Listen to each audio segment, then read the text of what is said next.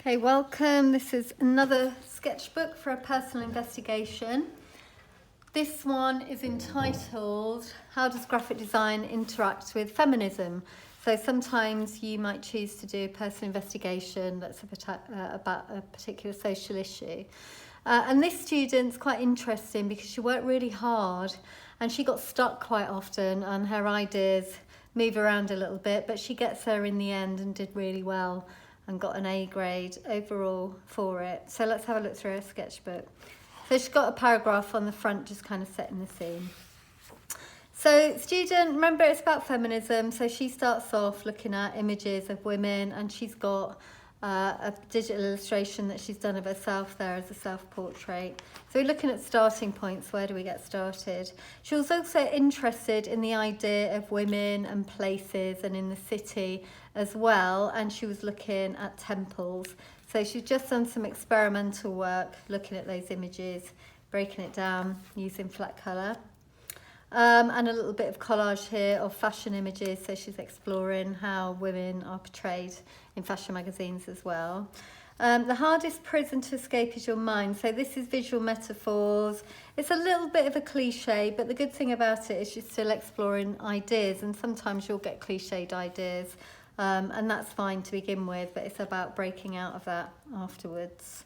Here she's got loads of collage and playing around with words and chopping up fashion images again as well. And then starting to put those in context, relating them to David Carson, as you've done before as well. And she's starting to just explore the idea of a billboard or a magazine page as well. And she's using found imagery at this point, but just picking out words that might have particular meanings, do's and don'ts, confessions, beautiful, etc. And she goes on to develop that a little, printing on different coloured papers and tracing papers, which you've seen before as well. And then she's taking that and refining it. So she's saying, how can I make a cover with this? So she's looked at a few different magazine covers over here. She's using her screenshots always to tell the story, and then she puts it together here. And it's okay for a concept, but obviously it's not her finest work just yet. She looks at Helvetica, so after looking at illegibility, we're looking at pure communication and pure legibility, and you'll be reviewing that again as well. And so she's taking that design and putting it in that context. So she's done away with lots of the complicated layering of type, and she's got simple shapes and typography there as well. And look how she is recording that. She's recording it and relating it to her research on modernism as well, and that forms part of her essay, of course. This student as well, she was a really sweet girl, and I said she needed to be a little bit more provocative, so we started to look up online just provocative feminist statements, and she came up with this one, like, women do not have to listen to your bullshit. And she found that really uncomfortable, but I encouraged her to go with it because she needed to find some sort of a voice. It doesn't mean that you have to swear, but it gives you more, your design's a little bit more of an oomph.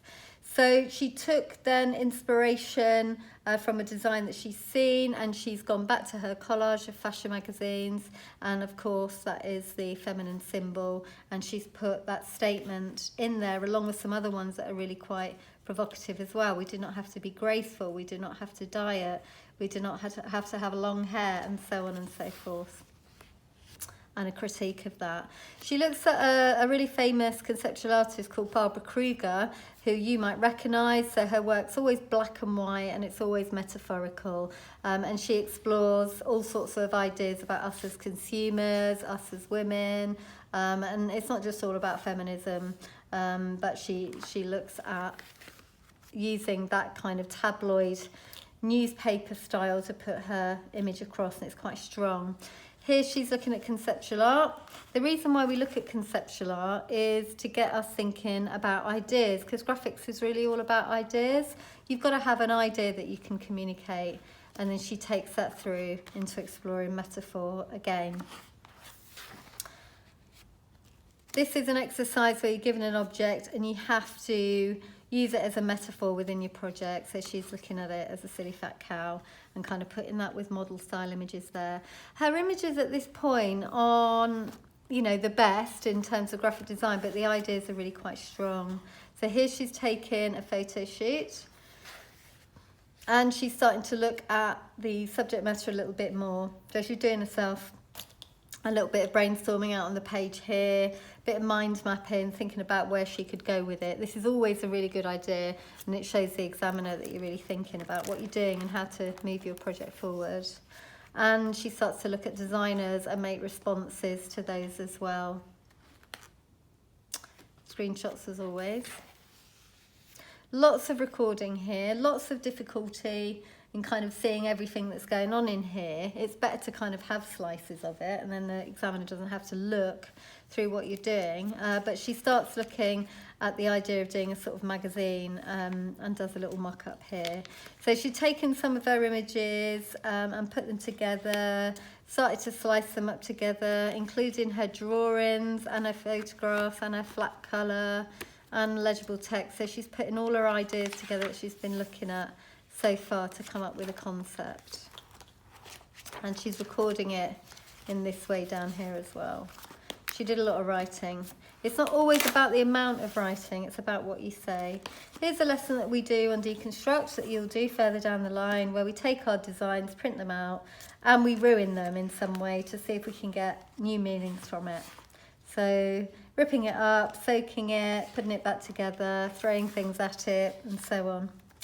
One other student actually did that and burnt her work and recorded the burning of it at home, I must hasten to add, not in college. And then she's starting to take that and put it into designs.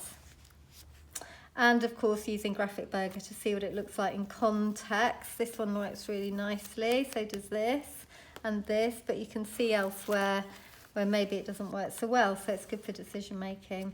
Here she's looking at a possible outlet for her work, so she's looking at charities and organisations that work with women across the globe as well, and here she's starting to refine her ideas. It's really important that you show how you refine your ideas and why, and that they get better, of course, because that's mark worthy. So really nice recording on here, lovely little sort of test pieces that show and explain the process as well. She's gone back to looking a bit more at typography and kind of thinking about what's my style. So this is something that we get into as well. It's like, who am I as a designer? What does it really look like? Can you tell it's my work? What am I trying to say? So she loves this layering up of image. And she had to work hard to get it right with typography because she really struggled with that. And you might struggle with elements of your project, so it's about really going for it. And here we get into some possible final solutions, and you can see that they're getting better and much more sophisticated as you go along as well. Nice little pull-out elements of screenshots, and then a final evaluation at the end, and she's shown it as 3 posters that go together as well. After she'd done that, she then reviewed it again. So we like to get the project done early so we can say, okay, what else can we do with this to make it stronger? So she's doing an extension to the project here, which was really worthwhile because she just kind of nailed it a little bit more. They just feel slightly more refined. One of these is up on the wall in the studio, so you can have a closer look at it yourself, this one.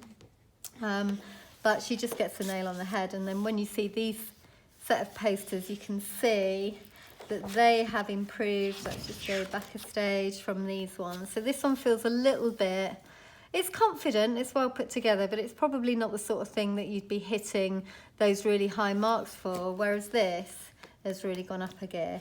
So I do always encourage you to have another look back and give it another whirl, and your understanding develops as you go through the project anyway. So that's that one.